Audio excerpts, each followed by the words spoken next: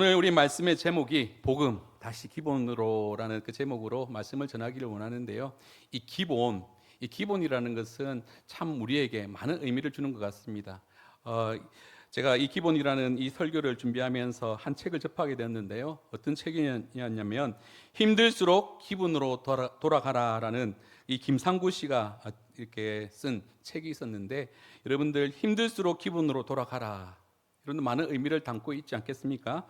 이 김상구라는 이 저자는 어떤 사람이냐면, 여러분들 우리나라에서 대기업이라 하면 어떤 기업을 꼽을 수 있습니까? 바로 삼성. 이 삼성에서 변화 관리, 인사, 그리고 교육을 담당했던 이런 사람인데, 이 사람이 삼성에서 있는 직원들을 어떻게 하면 훌륭하게 이렇게 일꾼으로서 개발해서 삼성에 필요한 사람으로 세울까, 그렇게 담당하는 사람이었습니다. 근데 삼성뿐만 아니라 많은 대기업의, 세계의 그 대기업에 성공한 CEO들, 그리고 또 각 분야에서 성공한 명성을 날린 그 사람들의 그 모습들을 조사하고 연구해 보았더니 하나같이 공통적으로 가지고 있던 게 있더라는 것입니다. 어떻게 저 사람이 이런 가운데 성공했을까? 어떻게 각 분야에서 저렇게 이름을 날리고 명성을 얻었을까라고 조사를 해보니까 공통점이 뭐냐면은 이 기본기가 탄탄한 그런 사람들이었다는 것입니다. 다시 말해서 만약에 CEO라면은 이 경영에 대해서 철저하게 훈련을 받고 수업을 받고 또 모든 전 세계의 어떤 경제적 흐름을 꿰뚫고 있는 사람, 이 사람이 대기업의 CEO로 그렇게 성장하더라는 것입니다. 그리고 각 분야에 있는 그 사람들 또한 어떻게 그렇게 많은 경쟁과 그런 어려움 속에서 성공할 수 있었을까라고 보니까 자기가 밑바닥부터 철저하게 이 기본에 대한, 그 분야에 대한 훈련과 그리고 그 모든 것을 습득했기 때문에 그들이 이 가정에 높은 자리에 올라가기까지 많은 역경과 어려움도 있음에도 불구하고 이 기본기가 충실했기 때문에 이 기본으로 인하여서 그 사람은 결국 성공하게 되더라는 것입니다. 그래서 힘들수록 기본으로 돌아가라, 그 책의 내용을 보니까 이런 내용이 있었습니다. 기본은 입문이나 기초가 아닌 전부고, 또 문제가 생기면 기본으로 돌아가야만 그 답이 보이고, 또 기본을 건너뛰고 또 결과에만 집중한 사람은 반드시 무너질 수밖에 없다라는 그 내용을 이 책에 기록하고 있더라는 것입니다. 그만큼 기본이 중요하다라는 것을 담고 있었습니다. 이런 맥락으로 또 한 권의 책을 더 소개하기를 원하는데요. 제가 직접 책을 갖고 나왔는데 화면을 띄워주십시오. 모든 것은 기본에서 시작한다라는 이 책입니다. 이 책을 누가 썼냐면 손웅저라는 이분이 책을 썼는데, 이분은 여러분 누구신지 아십니까? 우리나라에서 정말 축구를 잘한다면 꼽으라고 딱 한 명을 꼽으라면은 여러분들 누구라고 생각하십니까? 누구라고요? 축구에 관심이 없습니까? 예, 바로 오늘 이 아버지의 자녀인 손흥민, 예, 아주 잘생기고 지금 골든 슈즈 지금 상을 받고 이렇게 아주 행복한 표정으로 찍고 있는데, 저 손흥민 축구 선수는 지금 영국 프리미어 리그에서 정말 손에 5손가락 꼽히는 훌륭한 공격수로 이름을 날리고 있고, 지금 저 들고 있는 저 상은 2021년도부터 22년도 그 사이에, 에어컨 좀 틀어주시겠습니까? 끝입니까? 다 틀어놔야 됩니다. 왜냐하면 지금 더워가지고 막 붙이자고 했는데 틀어놔도 상관없습니다. 그래서 지금 골든 슈즈를 들고 있는데, 지금 골든 슈즈가 그 득점왕, 그러니까 저 프리미어 리그에서 가장 골을 많이 넣은 선수에게 주는 상이 바로 골든 슈즈 상입니다. 근데 여러분들 잘 알다시피 이 프리미어 리그라고 하면 전 세계적으로 가장 많은 축구 선수들이 저 프로리그에서 뛰고 싶은 그런 열망이 있습니다. 그래서 아주 어릴 때부터, 유소년 시절 때부터 그렇게 프리미어 리그를 뛰기 위해서 피나는 노력을 하고 또 전 재산을 이렇게 투자해서 그렇게 뛰려고 훈련을 하고 그렇게 교육을 받는, 그래서 많은 축구 선수들의 꿈의 무대인 프리미어 리그, 그러니까 그 프리미어에 뛰는 선수들은 얼마나 뛰어나겠습니까? 정말 내놓으라는 각 나라에서 선수들을 다 픽업하고 수많은 돈을 줘가면서 그렇게 모아놓은 그 프로리그에서 득점왕을 했다는 것은 그야말로 정말 대단한 선수라는 것입니다. 특히 이 골든 슈즈, 아시아인으로서 최초로 그 프리미어 리그에서 그렇게 수상을 했다는 것을 보면 얼마나 이 손흥민 선수가 우리나라뿐만 아니라 전 세계적으로 유명한 축구 선수라는 것을 알 수가 있는 것입니다. 그런데 이 손흥민 선수가 지금까지 현재까지도 지금 훌륭한 선수로 뛰고 있는데 이렇게 성공하기까지 어떻게 해서 손흥민 선수가 이렇게 될 수가 있었는가? 그것은 바로 이 오늘 모든 것은 기본에서 시작한다는 저자인 아버지인 이 손흥전 아버지 때문에 나는 지금까지 이 훌륭한 선수가 될 수 있었다라고 그렇게 고백을 하더라는 것입니다.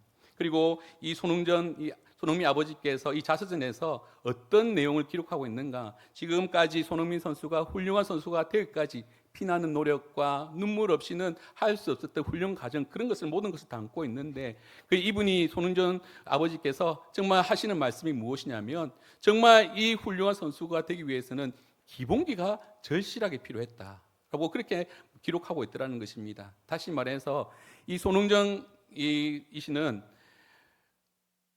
이분 또한 한국에서 축구 선수였습니다. 우리나라 프로 축구 선수 중에서 1화에서 프로 축구 선수로 그렇게 뛰었는데 그 축구 선수를 생활하다가 부상을 당해가지고 중간에 도중 하차하는, 그래서 도중 하차다 보니까 수입이 없으니까 얼마나 경제적으로 어렵겠습니까? 그래서 이제는 막노동을 하면서 그 손흥민 형과 그리고 아내를 이렇게 부양하면서 그렇게 컨테이너에서 그렇게 어렵게 생활을 했답니다.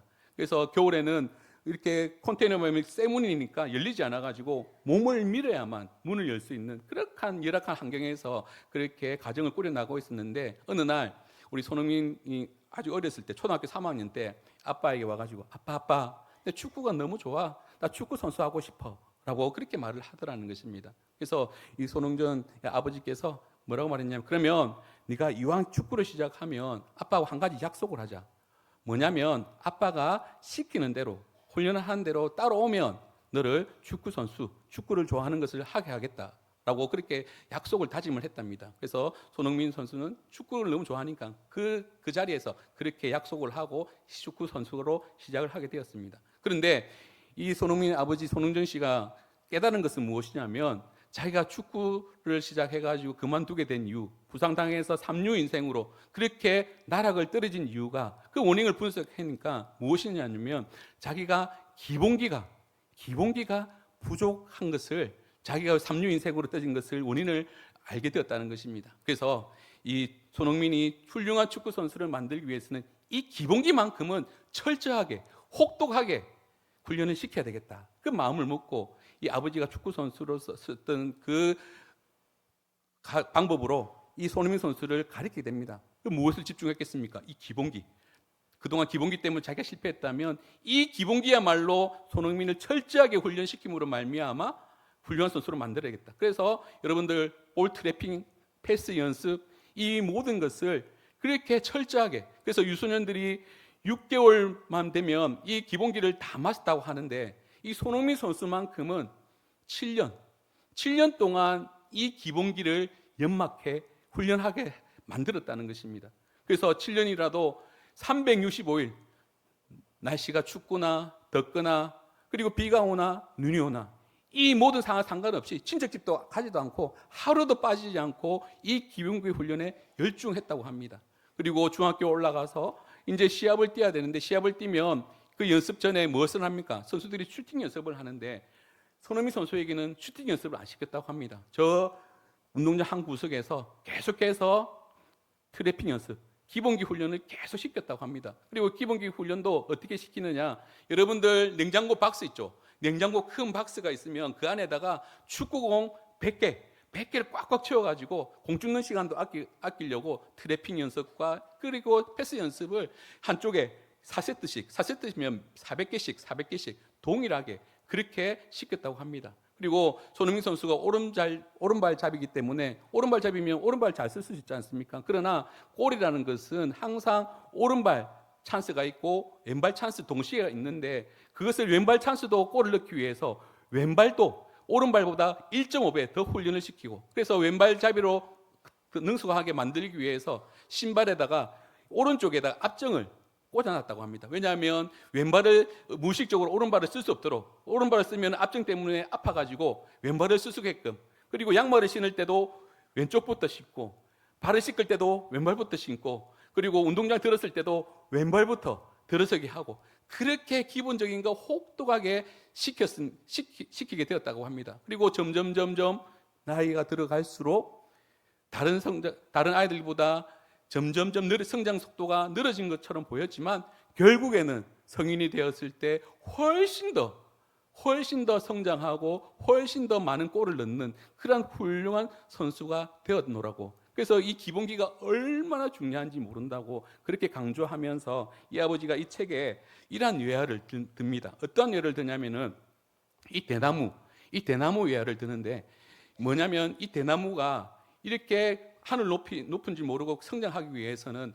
5년 동안, 이 대나무는 땅 위로 꿈쩍도 안 한다고 합니다. 저렇게 여러분들 보십시오. 저렇게 모순이 올라오기까지 이 대나무는 5년 동안 뿌리를 내린 다음에 5년 후에 조금씩 이 대나무가 자라나는데, 이렇게 땅 위에 뚫고 올라왔을 때 6주 만에 15m 정도가 저렇게 대나무가 자라나게 된다는 것입니다. 이처럼 우리가 이 기본이라는 뿌리를 깊이 내리면 내릴수록 그 시간은 더디지만 성장 속도는 훨씬 더 성장하게 된다는 것입니다. 만약에 저 대나무가 5년 동안 뿌리를 내리지 않고 하늘 높은지 모르고 자라난다면 조그만 바람이 불면 금세 꺾이거나 부서져 버리는 그런 현상이 있을 건데, 이런 기본기가 튼튼했기 때문에 대나무가 그렇게 잘 자랄 수 있노라고, 그런 것처럼 기본기가 정말 중요하노라고 그렇게 이 책에 기록하고 있더라는 것입니다.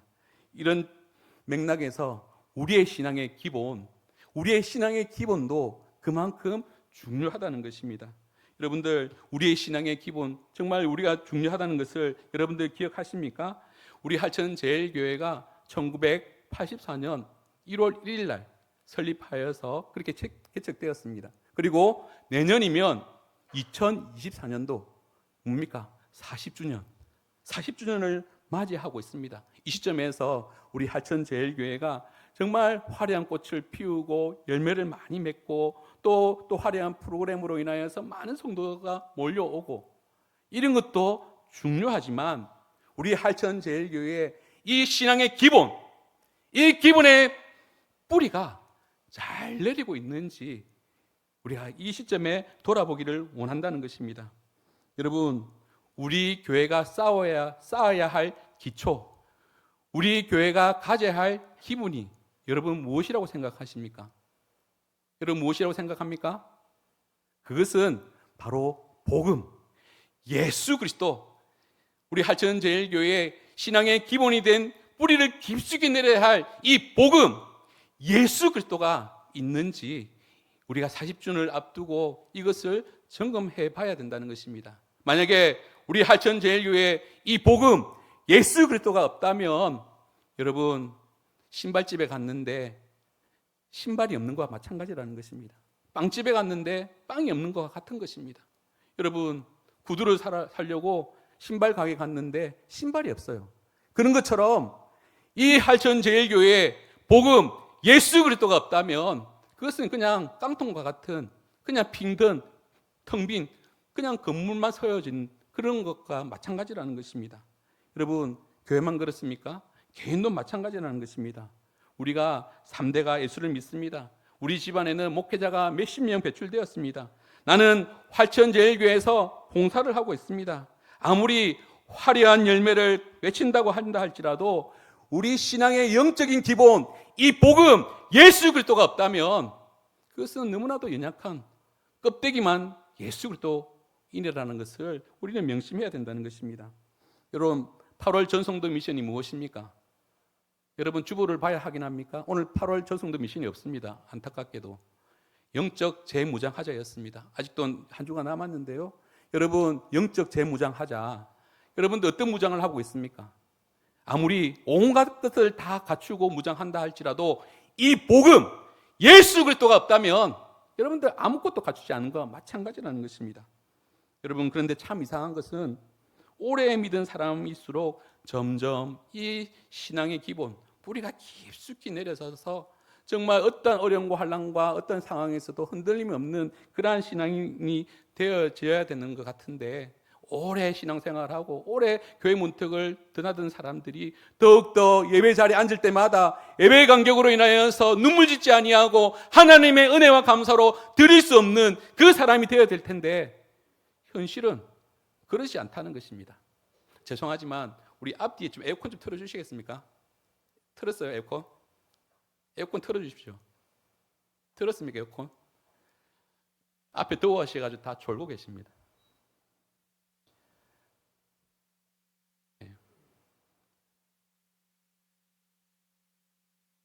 그래서 여러분들, 이 복음, 우리에게는 이 기본적인 뿌리를 깊이 내려야 된다는 것입니다. 근데 여러분들, 안타까운 현실은 신앙생활을 오래 했다고, 또 교회 생활을 오래 했다고 이 복음의 뿌리가 깊이 내리지 않더라는 것입니다. 오히려 교회 다닌 지 1, 2년 되신 분들이 예배 자리 나올 때마다 막 눈물 짓고 은혜 간격에 더 겨워서 그렇게 하는 것을 우리가 일어나는 것을 보게 되는 것입니다. 왜 이런 현상이 일어납니까? 왜 이런 신앙생활에서 우리가 세월의 시간에 관계없이 왜 이런 일이 일어나는 것입니까?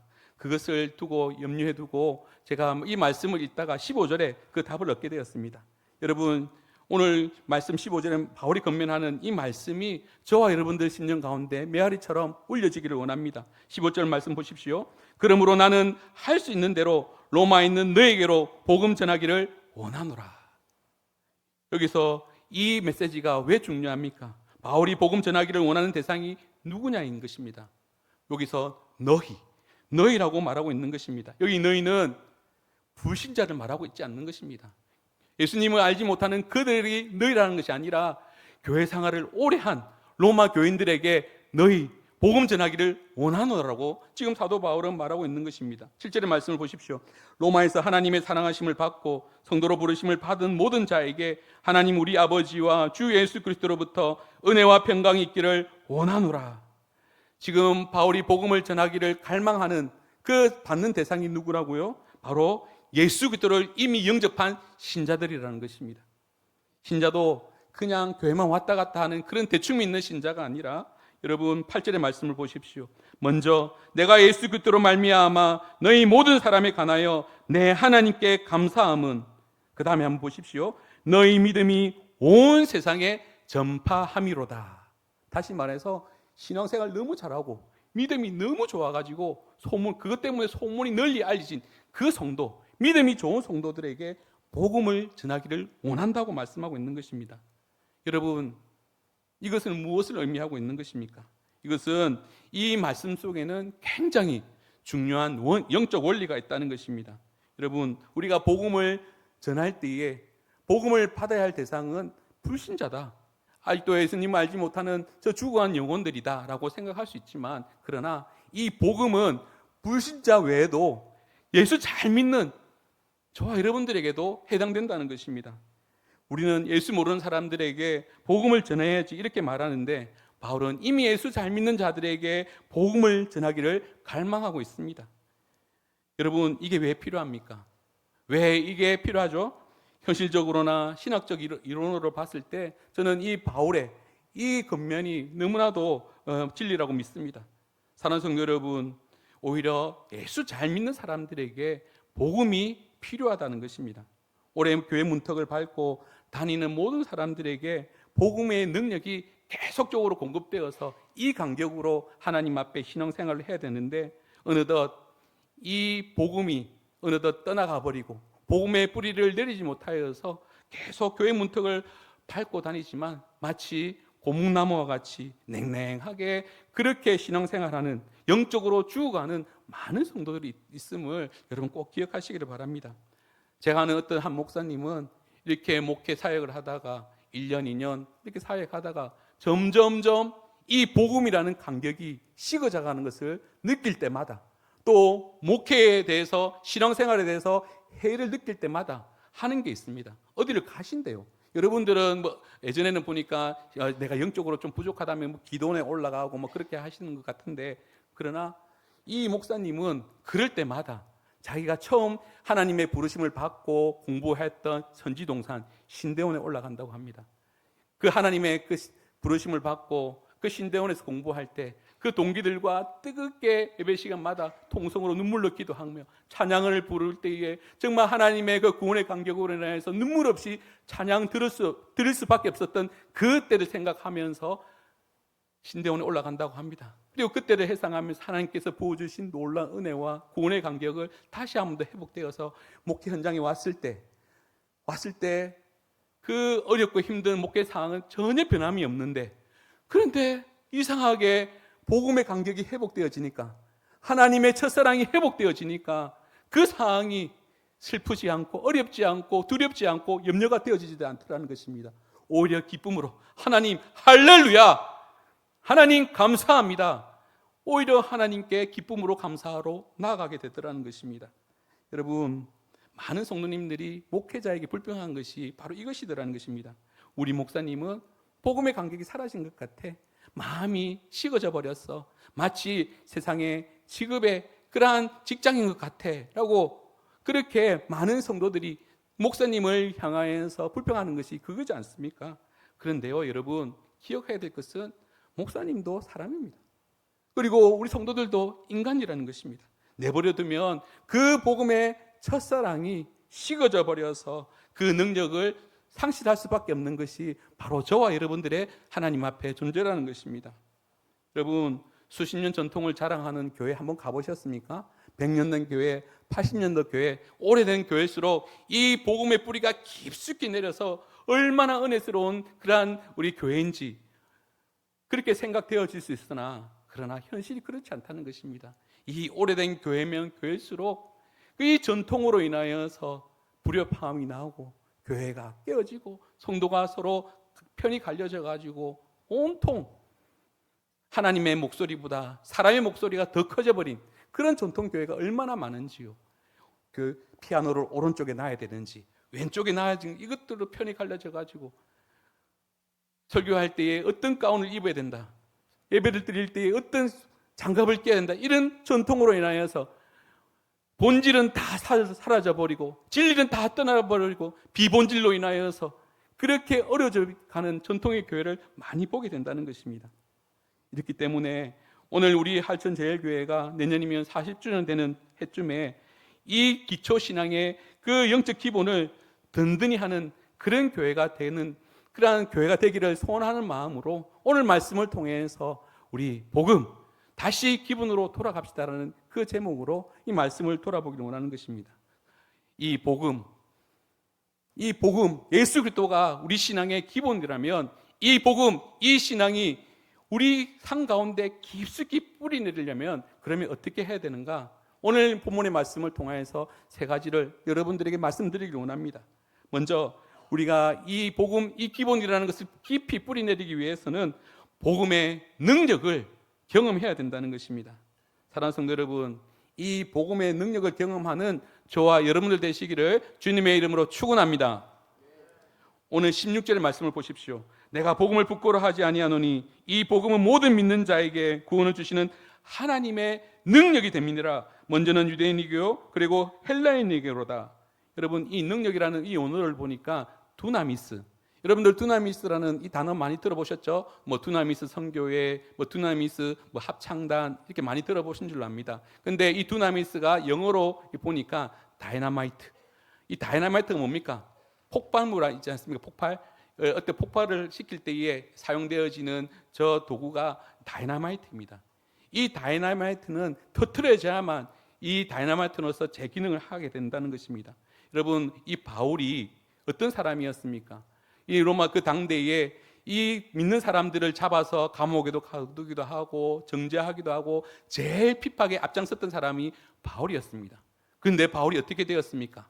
바울이 이 복음이 터트려지니까, 이 복음이라는 이것이 바울의 삶에 터트려지니까, 능력이 되어지니까 삶이 바뀌고 인생이 바뀌게 되어지더라는 것입니다. 오늘 우리 인생을 송두리째 바꿔 넣을 수 있는 이 복음의 능력, 복음의 터트림을 경험하는 저와 여러분 되시기를 바랍니다.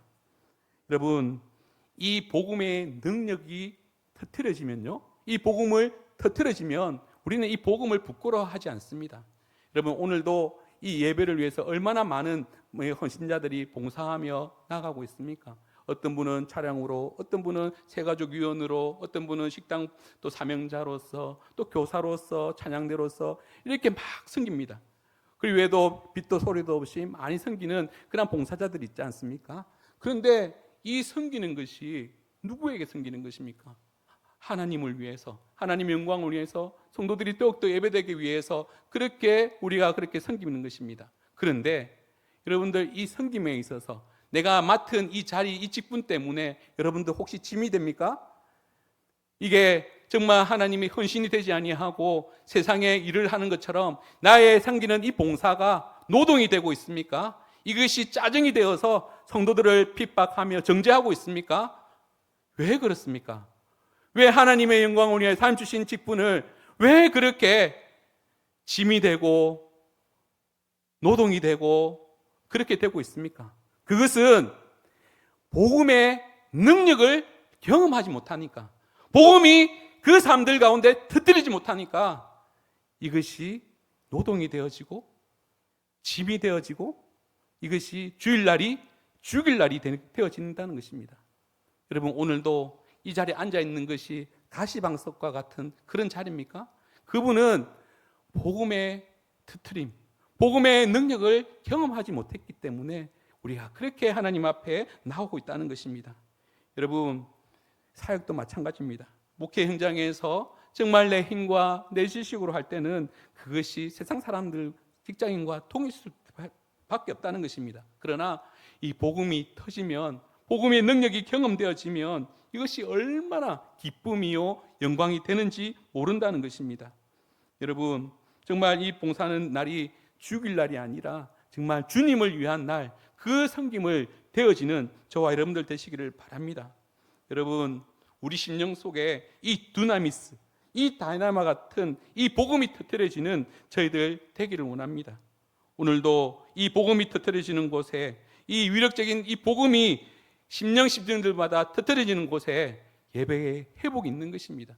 예배의 감동이 있는 것입니다. 오늘도 이 예배 드리는 것이 그냥 냉랭한 가슴으로, 냉랭한 심령으로 앉아 있다면 여러분, 이 복음, 예배의 이 예수 그리스도의 터뜨림이 여러분들 심령들 가운데 계시기를 간절히 바랍니다. 그래서 여러분들 고린도전서 1장 18절에 보면 십자가의 도가 멸망하는 자들에게는 미련한 것이요 구원을 얻는 우리에게는 하나님의 능력이라고 말씀하고 있는 것입니다. 여러분, 멸망하는 자에게는 이 십자가의 도가 미련한 것이라고 말씀하고 있습니다. 그러나 정말 구원을 얻는 자에게는 하나님의 능력이라고 분명히 말씀하고 있습니다. 여러분, 여러분들은 예수 그리스도로 말미암아 구원받은 자이십니까? 다시 한 번 더 여러분들에게 질문을 던집니다. 여러분, 신앙의 고백입니다. 여러분, 예수 그리스도로 말미암아 여러분 구원의 확신이 있습니까? 아멘. 바로 이 구원의 확신이 있는 자는 이 그리스도가 하나님의 능력이 된다고 분명히 말씀하고 있습니다. 여러분, 여러분들 삶 가운데, 그리고 여러분의 예배 드릴 때마다 여러분들 가정 속에, 또 여러분들 직장과 기업 속에 이 복음의 터뜨림으로 말미암아 여러분들 심정이 살아나고, 그리고 그로 말미암아 하나님의 은혜가 충만을 받는 저와 여러분들 되시기를 주님의 이름으로 축원합니다. 그리고 두 번째로 우리가 이 복음이라는 기본을 우리 삶 가운데 뿌리내리기 위해서는 이 복음의 간격을 회복해야 된다는 것입니다. 여러분, 복음이 무엇입니까?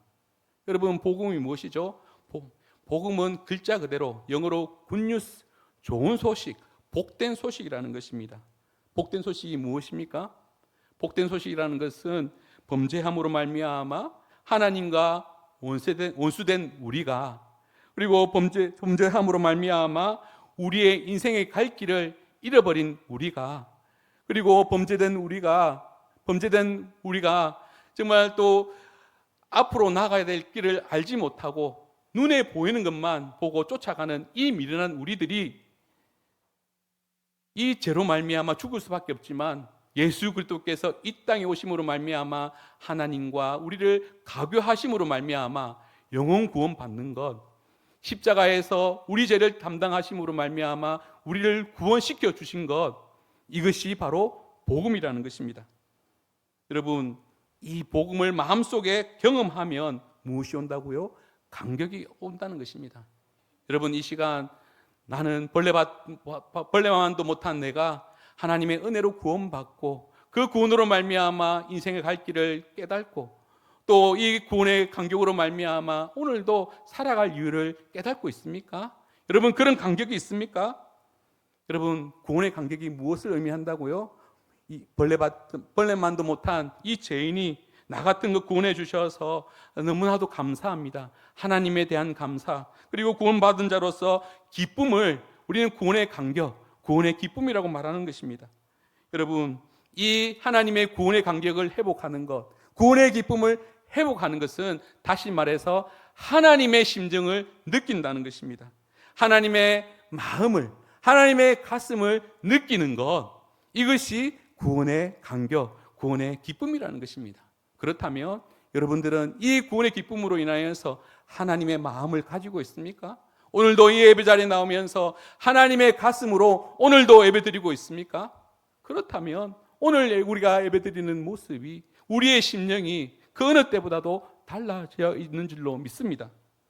여러분, 로마서에는 이 하나님이라는 단어가 비록 단어가 153번이나 등장하고 있습니다. 그만큼 하나님의 복음, 하나님께서 우리를 사랑하셔서 우리도 구원을 하고 계신다는 것을 말하고 있습니다. 이것이 얼마나 큰 하나님의 구원의 간격입니까? 여러분, 이 하나님의 간격으로 오늘도 살아가고 있습니까? 이 하나님의 가슴이 터질 것 같은 이 기쁨으로 오늘도 예배드리고 있습니까? 월급 오르고 또 내 하는 것들마다 만사 형통이고 내 자녀가 좋은 대학교 입학하고 좋은 데 취직하고 좋은 가정에 또 결혼하여서 아름다운 가정을 이루는 이 기쁨, 이 기쁨보다도 비교가 되지 않는 이 하나님이라는 이름만 떠올리면 가슴이 뜨거워지는 그러한 기쁨이 있는지 여러분들에게 물어보기를 원합니다. 여러분, 하나님 이름만 떠오름으로 말미암아 그러한 간격이 있습니까? 여러분, 이런 구원의 간격이 왜 필요합니까? 왜 이러한 구원의 그 간격이 회복이 왜 필요합니까? 왜냐하면 이 복음의 기쁨이야말로 우리 삶에 놀라운 변화를 일으키는 원동력이 되는 것입니다. 이 복음의 간격에 직면해 있는 사람들, 여러분, 정말 우리 살아갈 때에 얼마나 팍팍한 인생을 살아가고 있습니까? 그 어느 때보다도 영적인 어두운 시대를 살아가고 있습니다. 한치 앞도 우리가 내다볼 수 없는 그 시대를 살아가고 있지 않습니까? 또 나라적으로도 외교적으로 얼마나 힘든 그런 우리나라가 되고 있습니까? 그러나 우리의 이런 많은 문제와 고통과 환난과 핍박 속에서도 우리가 이것을 해결할 능력이 없는 것입니다. 그러나 우리에게 있는 능력이 있습니다. 무엇이라고요? 이 구원의 기쁨의 능력. 우리가 이 구원의 간격을 회복되기만 한다면 우리는 아무리 우리 상황이 어렵고 힘들다 할지라도 이겨낼 수 있는 힘이 되어진다는 것입니다. 저 많은 성도들이 이 복음의 능력으로 자기 어려운 여러 가지 무거운 짐을 이겨내고 극복한 사례들, 이 간증들이 얼마나 많은지 모르는 것입니다. 남 얘기할 것 없이 이 여러분들 앞에 서 있는 저 또한 이 복음의 간격을 가지고 하나님 앞에 나간 것입니다. 제가 2003년도에 이제 하나님의 부르심을 받고 이제 신학대학원을 가기 위해서 이제 미국에 유학을 떠나게 됩니다. 그런데 제가 그 당시에는 그 당시도 그렇지만 지금도 뭐 그렇게 별다른 상황이 바뀐 건 아니지만은 저희 가정에 너무나도 경제적 어려움이 있었고 또 아버지께서 위암으로 인하여서 오랫동안 투병 생활이 있었기 때문에 도저히 뭐 한국에서도 뭐 신학대학원 다녀서 공부하는 것도 힘들지만 외국에 나가면은 더 재정적으로도 필요하고 또 거기에서는 학생으로의 신분으로서는 도저히 경제 활동을 할 수가 없습니다. 교내 안에서 뭐 아르바이트 정도는 할 수 있지 학생의 신분으로서 나가서 뭐 돈을 번다 하고는 불법적인 것이기 때문에 그런 돈을 벌 수가 없는 거예요. 그래서 오로지 공부에만 집중하고 그래 해야 되지만은 그렇게 집안이 경제적으로 어렵기 때문에 그러한 상황이 아닙니다. 그리고 갈 당시에도 딱 학비와 한 달치 생활비만 들고 딱 가는 겁니다. 근데 가니까 이 한국에 비해서 월등히 월세가 비싸기 때문에 도저히 가지고 있는 돈으로 방을 구할 수가 없는 거예요. 그래서 방을 구하다 그 못 구해가지고 그 베트남 난민들이 살고 있는 그런 우범지역 같은 곳에 자취방을 구하게 됩니다. 지금 제가 서 있는 자리 딱 절반의 크기에서 문 들어가면 바로 방이고 또 바로 화장실 조그만한 게 있고 부엌도 없고 거실도 없고 그런 곳에서 3년 동안 신학도로서 공부를 하게 되었습니다. 그런데 그런 가운데서 이제 또 미국은 바로 나가자마자 차 없으면 다닐 수가 없으니까 정말 그 어려운 형편에 차를 구입해야 되니까 그 구입하다 보니까 10년 넘은 그 중고차를 구입하게 됩니다. 아주 경차인데 옵션도 아무것도 없어요. 창문 열 때도 손을 해서 돌려서 창문을 열어야 되고 그런 차, 스틱으로 되어 있는 차를 몰고 가는데 어느 날 학교 가는 날이었습니다. 그래서 딱 보니까 이제 주유소에 기름이 다 떨어진 거예요. 그래서 이제 기름을 넣고 가야 되겠다 싶어가지고 이제 유학생이 무슨 돈이 있습니까? 그래서 이제 가장 최저로 넣을 수 있는 10,000원, 10불치를 넣으려고 체크카드를 넣고 딱 했는데 아이고 잔액이 없다는 거예요. 잔액이. 학교는 가야 되고 기름은 차를 타고 가야 되는데 기름이 없다는 거예요. 너무 난감한 거예요. 그래서 그것도 중요한 수업이고 가야 되는데 그래서 어쩔 수 없이 그 차를 주유소 한 구석에 파킹시켜 놓고 그래서 주인 그 아르바이트하는 그 직원에게 내가 지금 기름을 못 넣어서 잠시 이 차를 파킹시켜 놓고 가야 되겠다. 그 직원에게 맡겨 놓고 이제 학교를 걸어서 가는 겁니다.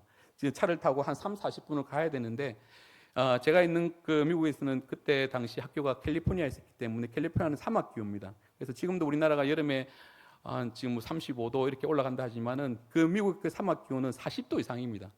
40도 이상이 낮 기후가 그렇게 올라가고 뭐 지금 데스밸리에는 뭐 50도까지 올라간다고 하는데 그런 곳에 이제 걸어가는 것이죠. 그런데 이 마음에 너무나도 화도 나고 뭐냐면 하나님에 대한 원망이 들어가는 것입니다. 하나님 이러려고 저를 미국에 불렀습니까? 하나님 한국에서도 할 수 있고 차라리 내가 이거 안 하더라도 아버지 병 간호하면서 효자로 살 수 있는데 내가 뭐라고 하나님께서 저를 불러셔가지고 이 생고생을 시키냐고 내가 이렇게 제가 해야 되겠습니까? 라고 막 원망이 터져 나오는 거예요. 그리고 걸어서 3시간 반, 4시간 걸려서 도착하니까 머리부터 발끝까지 땀에 흠뻑 젖어가지고 교실에 들어가니까 교수님이 너 왜 이제 왔냐고 그렇게 하시더라고요. 그래서 그냥 늦었다 하고 너무나도 뭐 공부도 안 되고 그래서 이제 뭐 수업은 거의 한 3분의 2 이상은 지나가고 그래 이렇게 하고 이제 그 다음에 경건의 시간이 있었습니다. 경건의 시간 갖고 이제 예배당에 딱 앉았는데 나도 모르게 폭포수 같은 눈물이 막 터지는 겁니다. 그냥 뭐 우리 옆에 있는 우리 동기들 뭐 의식하는 것이 막 엉엉 이렇게 울음이 터지는 것입니다. 그 이유가 뭐냐면 앉자마자 하나님께서 저에게 마음의 감동이 주시는 건 뭐냐면 제가 SFC 때 고등학교 1학년 때 그 무주구촌동에서 수련회를 통해서 만났던 그 하나님의 그 모습, 그 인격적으로 만났던 그 순간과 그리고 군대 생활하면서 정말 힘들었을 때에 하나님께서 안아주심, 그것을 파노라마치 순간에 저에게 마음의 감동을 주시는 것입니다. 그러면서 울음을 터지면서 하나님 죄송합니다. 하나님 저에게 그런 구원의 감격과 정말 하나님의 저를 사랑하시는 그것을 잃어버렸습니다. 하나님 용서하여 주시옵소서. 하나님 어떠한 순간과 어려움이 있을지라도 하나님 저 이 길 가겠습니다. 저에게 목숨을 내놓다 할더라도 하나님의 명령이라면 하나님이 가라고 하시면 하나님 가시겠습니다. 내가 그런 울면서 회개하면서 울음이 터지더라는 것입니다. 그리고 예배를 마치고 돌아가는 길에 나도 모르게 그 울음이 기쁨으로 바뀌면서 제 입술에 이 찬양이 터져 나왔습니다. 어떤 찬양이었냐면 구주를 생각만 해도 이렇게 좋거든 주 얼굴 배울 때야 얼마나 좋으랴. 학교 갈 때는 제 입술에 제 심령에 하나님에 대한 원망으로 정말 그 분노를 주체하지 못하여서 그렇게 갔다면 이 구원의 간격이 회복되어지니까 그 원망의 입술에서 구주를 생각만 해도 이렇게 좋거든 주 얼굴 배울 때 얼마나 좋으랴. 이 찬양을요 우리 한 100번은 더 반복하면서 아마 집에 갔을 것입니다. 그런데 어떤 상황도 변하지 않았어요. 그 문제가 해결되지 않았어요. 그러나 이 구원의 간격이 회복되어지니까 그 문제가 아니더라는 것입니다. 그 문제가 오히려 하나님의 은혜요. 내 사명을 다지는 기회가 되어지고 오늘날 이 자리에 있기까지 그 구원의 간격으로 인하여서 오늘 하나님의 말씀을 대하는 제가 되었다는 것입니다. 여러분, 오늘 이 시간에 이 모양 저 모양으로 힘들어하시는 분 계십니까? 원치 않는 질병으로 인하여서 오늘도 하나님 앞에 울부짖고 기도하시는 분 계십니까? 자녀의 문제로, 가정의 불화로, 또 이웃과의 문제로, 영적인 문제로 여러분들 한숨 짓고 기도하고 있는 분 계십니까?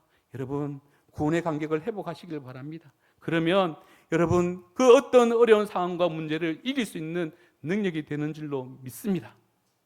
여러분, 부디 이 구원의 간격, 예수 그리스도 이 복음 꼭 회복하시기를 바랍니다. 그래서 여러분들 정말 이 구원의 간격으로 인하여서 그 누구보다도 기쁨으로, 찬양으로 그렇게 영광 올려드리며 살아가는 저와 여러분들 되시기를 주님의 이름으로 축원드립니다. 그리고 마지막으로 정말 우리가 복음의 그 능력을 경험하고 구원의 간격을 회복한다면 어떻게 되어지느냐? 복음의 증거자로서 복음 전도하는 데 있어서 그렇게 열망을 가질 수밖에 없다는 것입니다. 여러분, 오늘 13절의 말씀을 보십시오. 형제들아, 내가 여러 번 너희에게 가고자 한 것을 너희가 모르기를 원치 아니하노니 이는 너희 중에서 다른 이방인 중에서와 같이 열매를 맺게 하려 함이로되. 여러분, 이 열매는 무슨 열매입니까? 전도의 열매를 말하고 있습니다.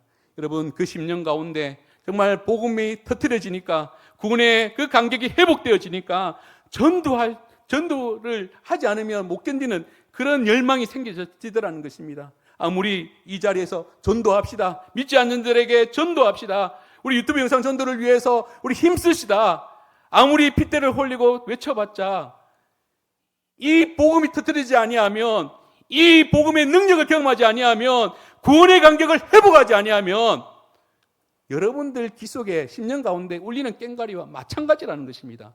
왜 전도하지 않느냐고요? 복음이 터뜨리지 아니하니까, 구원의 간격이 없으니까.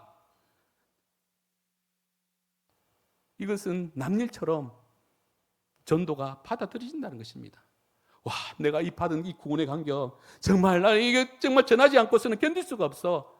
이 전도에 정말 목숨 거는 분들이 하나같이 이 복음의 능력을 경험하고 있더라는 것입니다.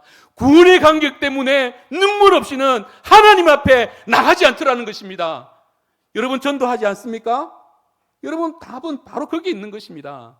평생 살아오면서, 오랫동안 신앙생활 하면서, 오랫동안 교회 문턱을 넘었지만 어느 누구에도 예수 믿으십시오, 예수 믿으면 너무 좋아요, 그 한마디 하지 않는 분 계십니까?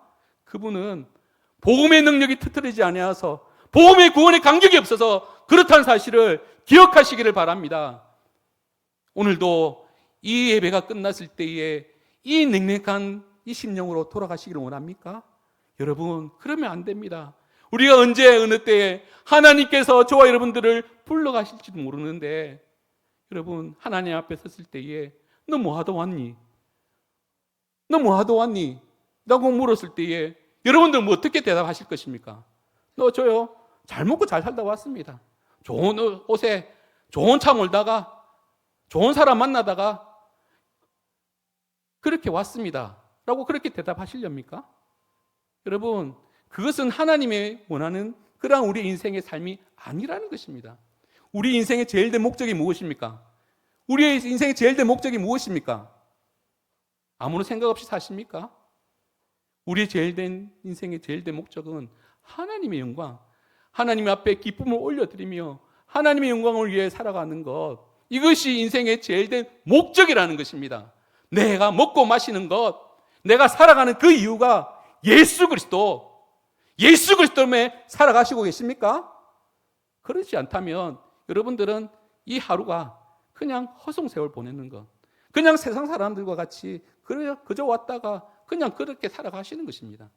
여러분, 제발 우리 인생을 다시 한번 더 돌아보시고 남은 여생을 그렇게 헛되게 살아가시지 마시기를 바랍니다.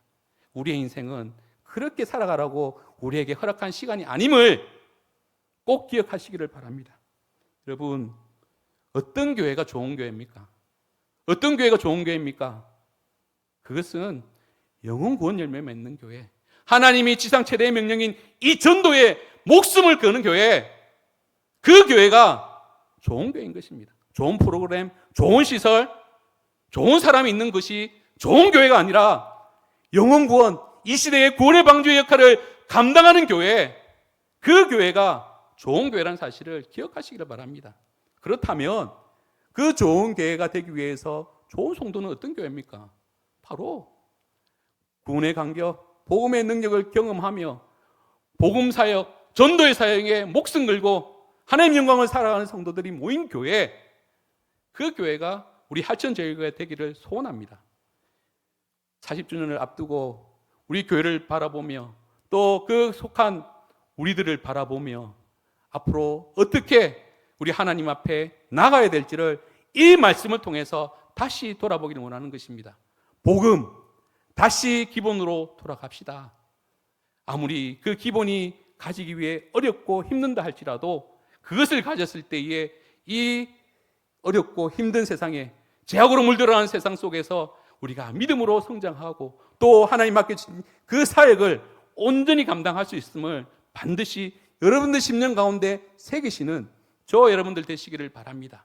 그럴 때 우리 하나님 앞에 부르실 때 섰을 때에 오늘 우리 손흥민 선수 들고 있던 골든 슈즈, 그거와는 비교할 수 없는, 손흥민이 누리는 그 부와 명예와 비교할 수 없는 하나님의 놀라운 상급, 의의 면류관을 받는 그 자들임을 꼭 기억하시고 오늘 이 복음, 이 기본기를 다시 회복하는 저와 여러분들 되시기를 주님의 이름으로 축원드립니다.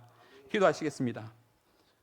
하나님 아버지 감사합니다. 오늘 이 말씀을 통하여서 진정 우리의 신앙의 기본이 무엇인지 또 우리가 이 기본을 가지고 있는지 돌아보기를 원합니다. 이제 내년이면 우리 하천제일교회가 40주년을 맞이합니다. 과연 우리 하천제일교회가 이 기본이 잘 갖춰져 있는지 또 그에 속한 우리 성도들이 이 기본을 잘 가지고 하나님의 영광을 위해 살아가고 있는지 돌아보게 하여 주시니 감사합니다. 다시금 이 복음, 이 복음의 경험을 하나님 경험케 하여 주시고 하나님 이 복음의 구원의 간격을 회복시켜 주셔서 이 복음의 전도자로서 하나님이 부르시는 그날까지 사명을 다하는 우리 하천제일교회 성도들 되어줄 수 있도록 하나님께서 인도해 주시고 축복하여 주시옵소서. 감사드립니다. 이 모든 말씀 예수님의 이름으로 기도드리옵나이다. 아멘.